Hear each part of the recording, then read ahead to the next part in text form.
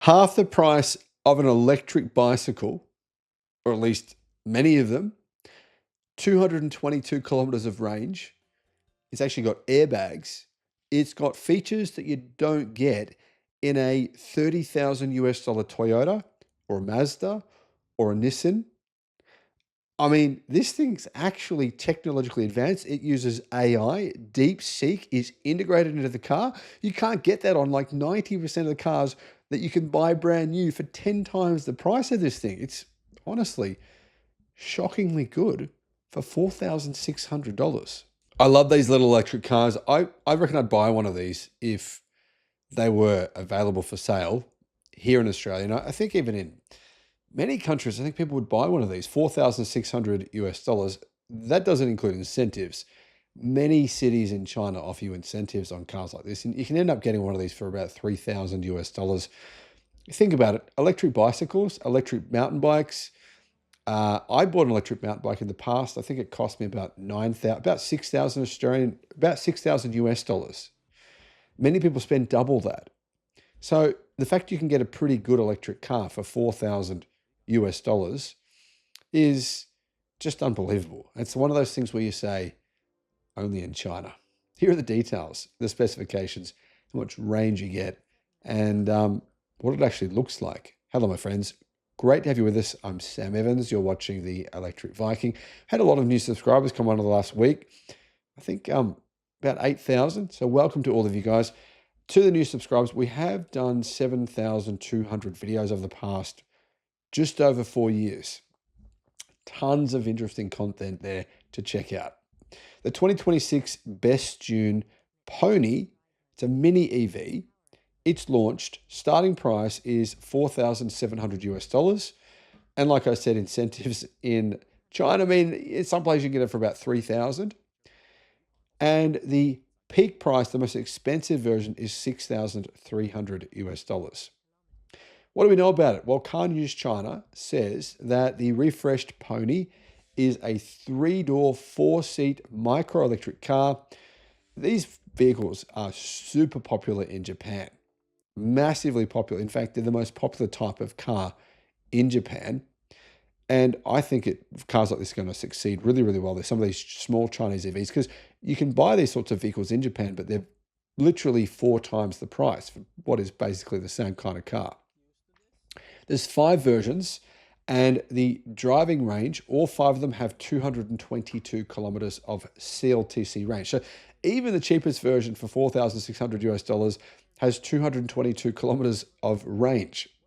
This one is not my particular color.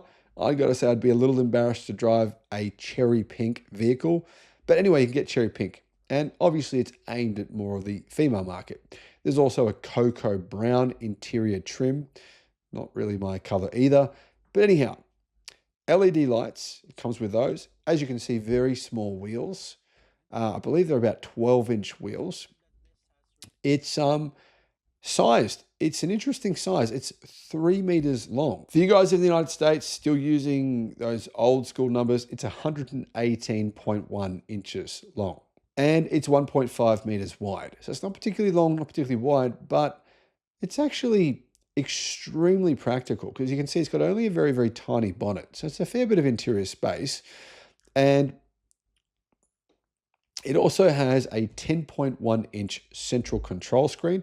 There's quite a lot of cars that have smaller screens than that. At this price, getting that kind of a screen that actually works, I think is a good deal. Smartphone Bluetooth key functionality.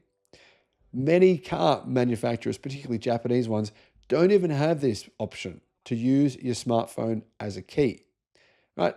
So you're looking at cars that cost, in some cases, 10 times what this costs. Don't have a smartphone Bluetooth key. It's crazy. Anyway, passive entry as well. Over-the-air entertainment system upgrade. So the company, it's a big company. They're not a small company. So if they're saying over-the-air updates, then they're probably going to give them. DeepSeek Intelligent Assistant. I mean, Tesla comes out, says you can use Grok now. It's integrated into our cars. But in China, you can use DeepSeek on a $4,500 EV, integrated into the car. It's also got a driving recorder, so it can record a little bit like Tesla Sentry mode. In addition, it has a low speed creep function. I'm not sure if that's going to be a benefit, but it could be. Power. It's actually got, I think, for the size of car, decent amount of power. It's got a 30 kilowatt motor. It's a permanent magnet synchronous motor that produces 30 kilowatt, and that's 42 horsepower, 90 newton meters of torque. For a car this size, 90 newton meters of torque, I think, would be plenty. Battery pack. Not a very big battery. It's an 18.1 kilowatt hour lithium iron phosphate battery. It's going to give you probably about 150 kilometers of range in the real world. So probably about 100 miles of range, real world. If you think about it as a second car, that's plenty of range as a second car. I think it'd be perfect. Perfect car to get around the city, park in little tiny spots that no one else can get into. The Besturn Pony, right? It was launched last year, and it, to be honest, wasn't that good. It had 20 kilowatt, that's 28 horsepower, a CLTC range of 122 kilometers, and a starting price of $4,000 US. So they brought out this version, cost $600 US more, gets nearly double the range, gets about double the power and torque. And honestly, this thing's amazing for this price. I think people forget that there's actually, more than 8 billion people on the planet. Most of those people, as in the majority of them, can't afford a car at all. But this is the price of like a motor scooter. Hundreds of millions of people drive around and they get around on these really noisy vehicles, motorbikes and motor scooters that, to be honest, they kind of suck. And how often, if you've been to these countries, do you see families of 4 or 5 on a motorbike or on a motor scooter? And often there'll be a baby up the front. It's so dangerous. Millions of people die every year from car accidents, millions. Imagine having one of these. Imagine just getting some cheap solar panels from China, which they have abundant numbers of, setting them up on your house like people do in Pakistan. People do this in India. They set up their own power. There's hundreds of millions of people who don't have power. So set up some cheap solar panels on your house, maybe put like 50 panels up there. It's really not going to cost that much. And then buy one of these electric cars, and all of a sudden you have electricity and a vehicle.